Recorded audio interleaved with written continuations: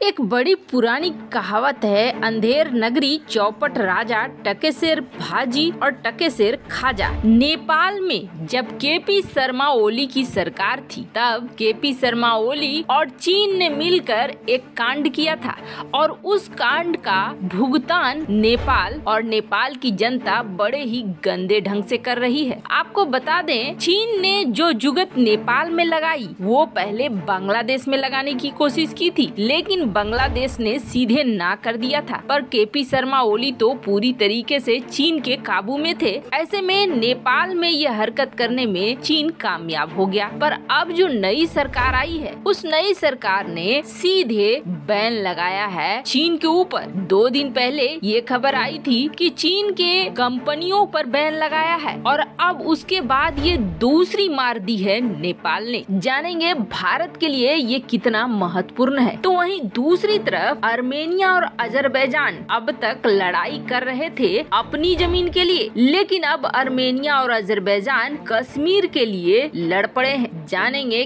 क्या है मामला। इसके अलावा बहुत कुछ, आइए जानते हैं इन खबरों को विस्तार से। जब किसी देश का नेतृत्व सही नहीं होता है तो उसे तोड़ना और तोड़कर बिखेर देना और अपने फायदे के लिए इस्तेमाल करना बेहद आसान हो जाता है। और चीन इसी तरह से किसी भी देश की राजनीति में घुसता है। जैसे कि इस वक्त पाकिस्तान की राजनीति में इतना ज्यादा घुस गया कि पाकिस्तान अब खुद संभलने लायक स्थिति में नहीं रह गया है, न तो आर्थिक तौर पर, न तो सैन्य तौर पर और न ही कूटनीतिक तौर पर। दुनिया में भी उसकी बदनामी वैसे ही हो रही है। ऐसा ही हाल चीन भारत से सटे भारत के पड़ोसियों का करना चाहता था, जिसमें एक बांग्लादेश भी था। बांग्लादेश में घुसपैठ करने की बहुत कोशिश की चीन ने। वैसे आपको बता दें, चीन के अभी भी भारी भरकम निवेश हैं बांग्लादेश में, लेकिन बांग्लादेश चीन के साथ अब फूंक फूंक कर कदम रखता है। बांग्लादेश से हथियारों की खरीद हो या विमानों की खरीद हो, इसमें हमेशा सतर्क रहता है बांग्लादेश अगर चीन का मामला सामने आता है तो। ऐसा ही मामला 2012 में हुआ था। 2012 में बांग्लादेश को चाहिए थे सिविल प्लेन, जो नागरिकों के आने जाने के लिए जरूरत होती है। अब उस सिविल प्लेन के लिए बांग्लादेश ने कई देशों को संपर्क किया और ऐसे में बांग्लादेश को ऑफर करने के लिए चीन आ गया सामने। और चीन ने अपने जियान MA-60S और Y-12S को दिखलाया। बांग्लादेश ने अपनी टीम भेज दी। बांग्लादेश की टीम जब वहां पहुंची, उसने देखा कि ये पूरी तरीके से घटिया है। अपनी सरकार को रिपोर्ट दी। सरकार ने जैसे ही इस रिपोर्ट को देखा, उसमें पैसे लगाने की गलती नहीं की और बांग्लादेश ने चीन के इस ऑफर को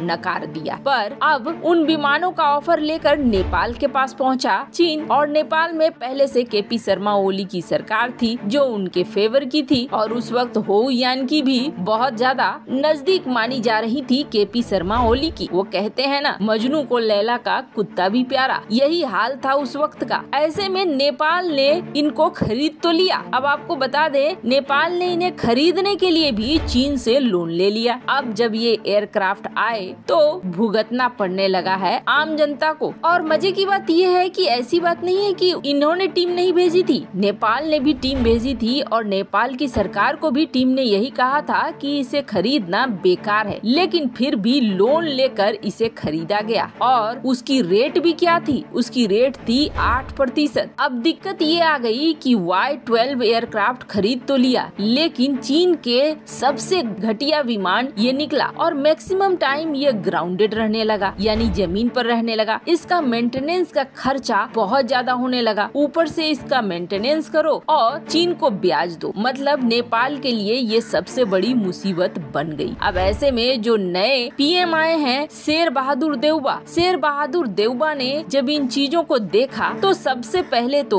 उन्होंने चीनी कंपनी पर प्रतिबंध लगाया और चीन से खरीदे जाने पर एयरक्राफ्ट को लेकर प्रतिबंध ठोक दिया। पर इसके अलावे अब जो इनके पास हैं 12 इस तरह के विमान, उनको नेपाल किसी भी तरीके से निपटाना चाहता है, जिसके लिए नेपाल ने ये कहा है कि कोई भी इस विमान को ले ले, लीज पे ले ले या फिर खरीद ले। वैसे ये इतना ज्यादा कुख्यात हो गया है मामला कि कोई भी उस विमान को खरीदने को तैयार नहीं है। अब ये चीज दिखला रही है नेपाली जनता को कि नेपाली जनता का ध्यान भारत की तरफ करके केपी शर्मा ओली और चीन क्या कांड कर रहे थे नेपाल के अंदर। तो तो वहीं दूसरी तरफ ये जो मैप देख रहे हैं आप, आर्मेनिया और अजरबैजान की, इन दोनों की लड़ाई तो आप देख ही चुके हैं। आर्मेनिया अजरबैजान की लड़ाई आज भी चलती है। हालांकि रूस ने यहाँ शांति सेना की तैनाती कर दी है, लेकिन उस शांति सेना का कोई मतलब है नहीं। कभी भी अजरबैजान आर्मेनिया पर हमला कर देता है, उनके 2-4 सैनिकों को मार देता है। आर्मेनिया इस मामले में अभी भी कमजोर है। लेकिन अब यहाँ पर भारत की एंट्री हो चुकी है। भारत की एंट्री के बाद भारत के रिश्ते अजरबैजान से हो गए हैं खराब। वैसे आपको बता दें, अजरबैजान और भारत के रिश्ते पहले बहुत सही थे, लेकिन यहाँ तुर्की भी एंट्री मार चुका है और भारत भी एंट्री मार चुका है, जिसकी वजह से ये रिश्ते खराब हो गए हैं। भारत ने क्यों एंट्री मारी है? तो भारत ने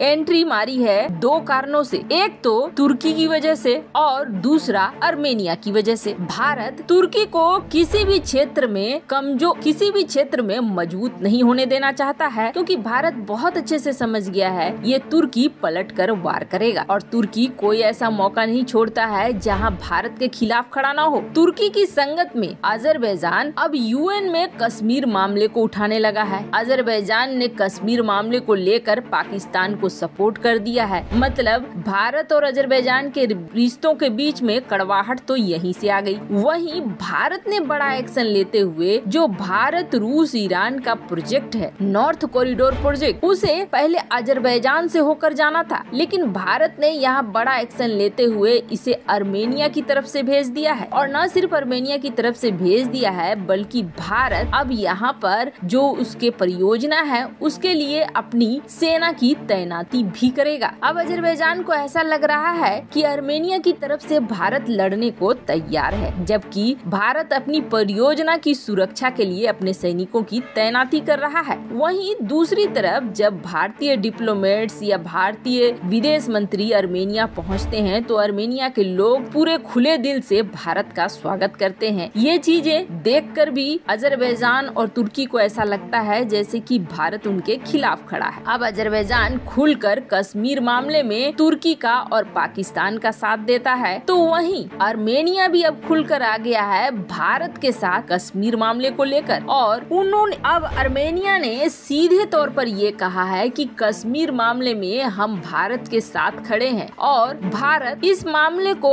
हल करने में सक्षम है। ऐसे में अंतर्राष्ट्रीय स्तर पर इसमें किसी और देश की एंट्री बिल्कुल सही नहीं है। वैसे आपको बता दें, भारत और आर्मेनिया के बीच 30 साल का रिश्ता है और सिर्फ नॉर्थ साउथ रोड कॉरिडोर ही नहीं, बल्कि भारत के करीब 3000 छात्र आर्मेनिया में पढ़ते हैं। अब अपनी लड़ाई के साथ साथ कश्मीर मामले में भी आर्मेनिया और अजरबैजान कूद चुके हैं। वैसे आपको क्या लगता है, आर्मेनिया का साथ देकर भारत सही कर रहा है या गलत? कमेंट कर अपनी राय जरूर बताएं। जल्द मिलते हैं अगले वीडियो में नई खबर के साथ।